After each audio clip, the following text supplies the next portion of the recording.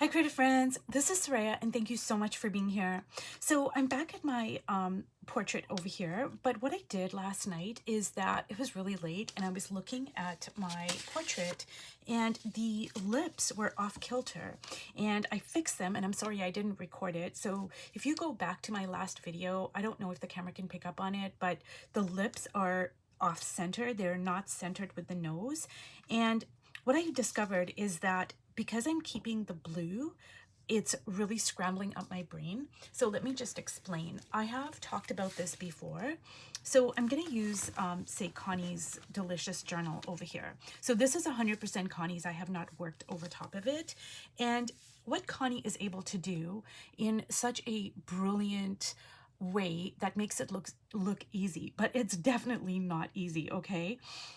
She is able to have a busy background, and she's also able to make the figures really busy. Like if you can look at this, there's so much stuff going on in the figures. Like there's colors and lines, and there's just like a lot of stuff going on. Now my instinct would be to tame the background, so that the figures could pop and that I could kind of discern what's going on. But if you look at the background is equally as busy as the figures. Like, I don't think that the figures are more busier than the background. Like, this is really difficult to do. Well, it is for me. I cannot do this. It scrambles up my brain.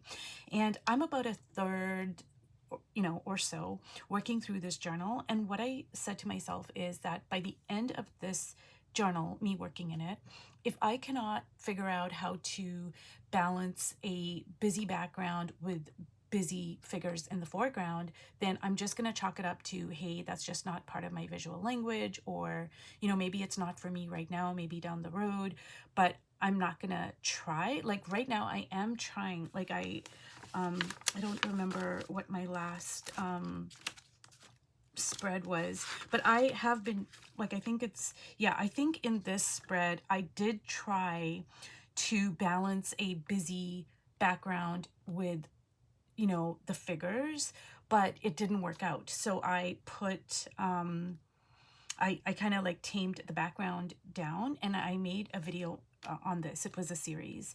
So I am trying, but I still go back to like covering up the background because honestly, it scrambles up my brain.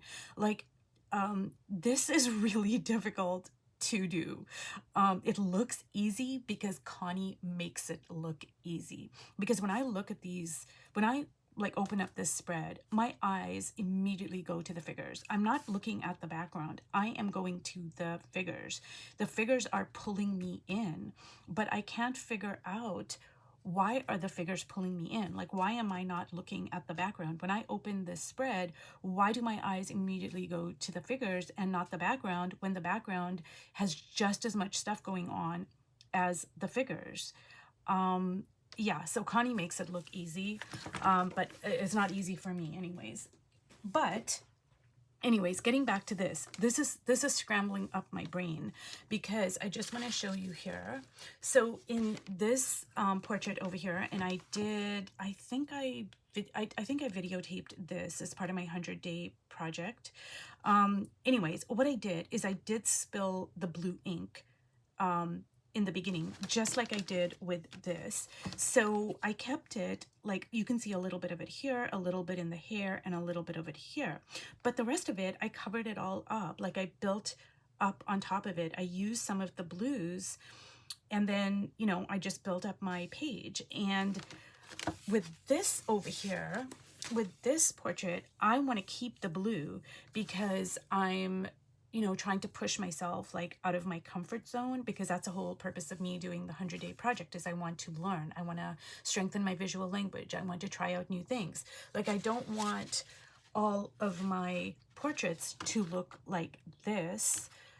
I want them to be, different. So I'm trying out different things. Like over here, I'm painting my shapes. I'm not looking at the eyes and the hair and blah, blah, blah. I'm kind of going more for like, okay, I'm going to put a shape down. So I'm stretching myself. So that's why I want to keep the blue.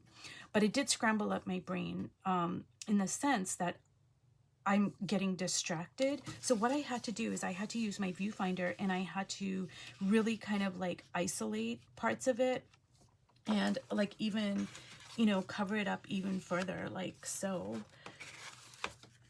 and just really isolate parts of it so that I could like focus on what was going on and like line the lips up with the nose. Anyways, I'm sorry for that long kind of explanation, but that's what I did last night is, you know, I had to really kind of isolate things. So now that I'm back, excuse me, on this, I'm really loving parts of it.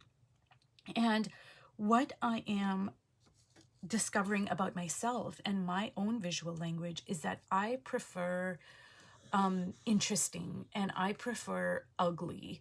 And to me, ugly is interesting. Ugly is, you know, it invokes my curiosity, and ugly is, you know, it's real. It's part of the human experience, and ugly is beautiful. I've been lucky enough, really, really fortunate to visit a ton of museums, because I've traveled quite, you know, quite a bit, and everywhere I went, I always, you know, went to museums, and I have seen too many perfect portraits that I can count.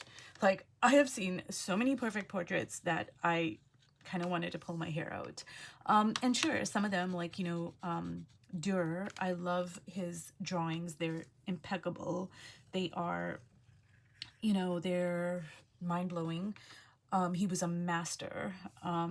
So yeah, I love seeing certain iconic pieces of art, but by and large, I don't like perfect. After a while, I'm just like, no, I don't want to see that. But give me a Van Gogh. Give me a Van Gogh where I can see his psychosis right there on the canvas, where I can see his pain, where I can see his humanity, where I can see his sorrow. Yeah, give me that. Give me that any day. And I'm going to sit in front of it, and I am going to just be so grateful that I get to witness it. And I think that's one of the reasons I love Cézanne, because, you know, I talked about it in my lessons learned from still lifes, is Cézanne, he would put different perspectives in his painting. So what I mean by that is, like, you know, if you're looking at something at eye level, you're going to be drawing it a certain way. So I'm looking at this ink bottle at eye level, but if I'm putting it down on the table, I'm getting a different perspective. And he would combine those different perspectives in one painting, which was never done before. So, you know, that really appeals to me. So I'm learning a lot about my visual language. Like, I really like ugly, and like this blue lady is really hard for me to paint her because I'm getting so distracted, but I'm really also drawn in by her.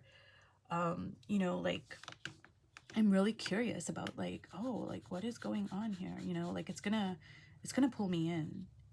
And, you know, I'm thinking like, oh, okay, she's got a story to share, type of thing. So, you know, that's what I mean about, you know, everything that you do is going to strengthen everything else, because it's going to teach you. It's going to, you know, you're going to learn about your visual language.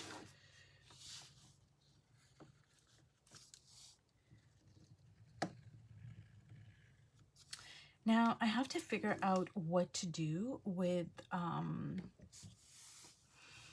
the eyebrows over here. I don't know. Part of me wants to draw in an eyebrow, but then part of me thinks that it's going to disrupt the blue field.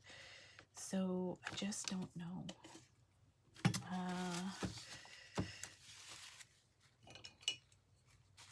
And I even thought about like using a blue for the eyebrow on this side over here. I might do that.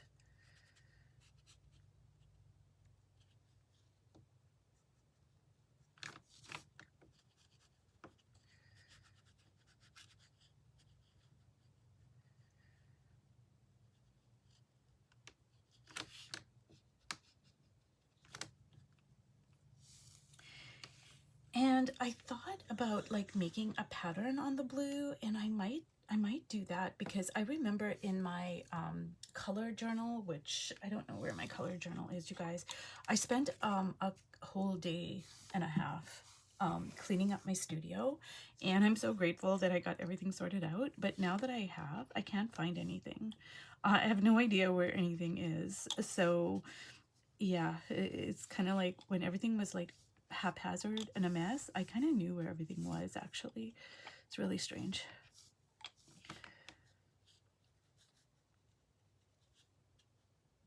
But anyways, you guys, what I was saying is, in my color journal, I remember doing a spread where I made these blue dots on a dark blue. I made like a lighter blue, so I am actually really thinking I might do that, you know, because that, I really loved that. That was like the best part of that particular spread that I really loved.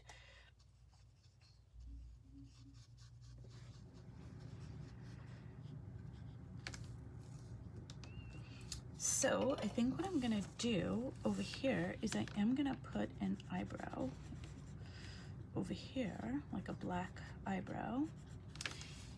And I think what I'm going to do over here is I am going to take this ink, which is a blue ink, and I am going to mix a little bit with my chalk paint. So I'm gonna use the same color, but I'm just gonna make it like lighter. And I think I'm gonna put some dots. I don't know. I mean, I'm still keeping the blue, but like I'm just kind of feeling it. I don't know if it's gonna work, you guys, but I guess I won't know unless I try. So I'm gonna just, and I don't know if I'm gonna put it all over, or, you know, I think I'm just gonna put it on the hair. No, it needs to be lighter because it's not showing up. Ooh, I'm really liking that, you guys.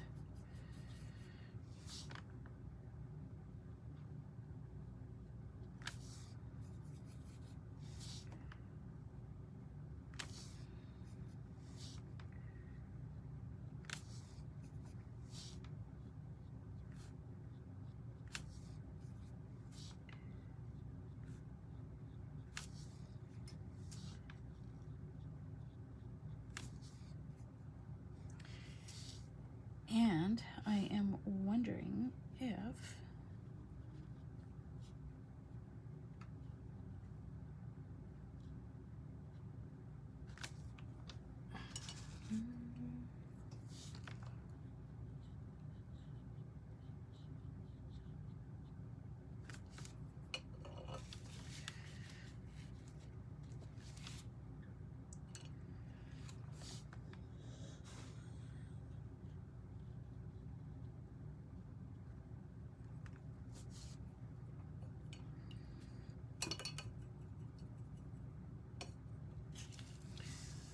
okay, guys, I'm trying not to make a big mess here, but I think I'm gonna go with like just kind of suggesting that, maybe.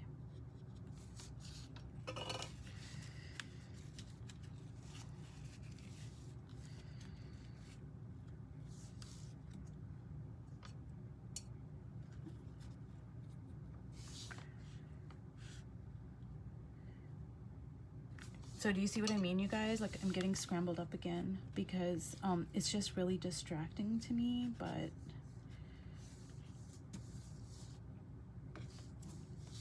let me see here.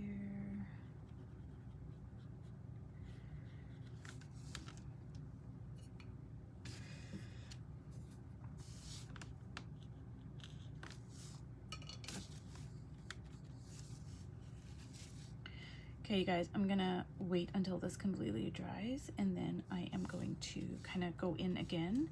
And I think I'm gonna use the blue that I used in the hair over here for the eyebrow on this side. But I think that she is done. And you know what, you guys? I'm really digging so much about this.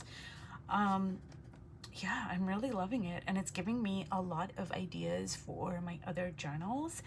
And you know, when I do these 100-day like say this 100-day project, or when I'm making my mini collages or whatever, I'm entering into it basically with the just like I want to learn, like it's a learning tool.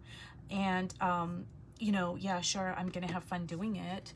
But I set my parameters for, you know, this, that, and the other. Like even for my 100-day project, I set the parameters for me using a neutralized palette, just like I did with the mini collages, because I want to learn more about values and I want to strengthen my knowledge of it and my use of it. And that's the way I'm entering into it, is just to learn.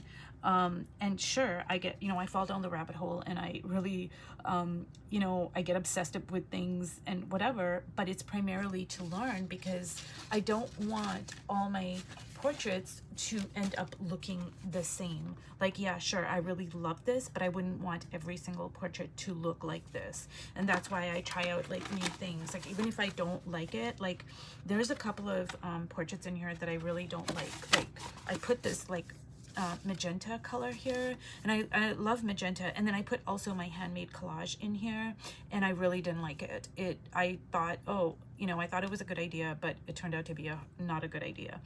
And I ended up not liking it, so I covered it up and I worked over top of it. But I'm approaching all of these pages as a way for me to learn. Like as much as I love this portrait, I'm like, okay, I've learned what I need to learn from this portrait. Now I'm gonna move on to, you know, this other portrait over here. And this one here is like, it's halfway finished, but I realized that I really like the halfway finished look. So anyways, that's the way I approach this, because I'm just like, oh, okay, I'm learning. And then later on, I can always go back in here, because this is like really good watercolor Fabriano paper, and I can just go in here and I can just, because it's mixed media, I can just throw a whole bunch of stuff down and I can work over top of it. So, you know, we have that advantage of doing that.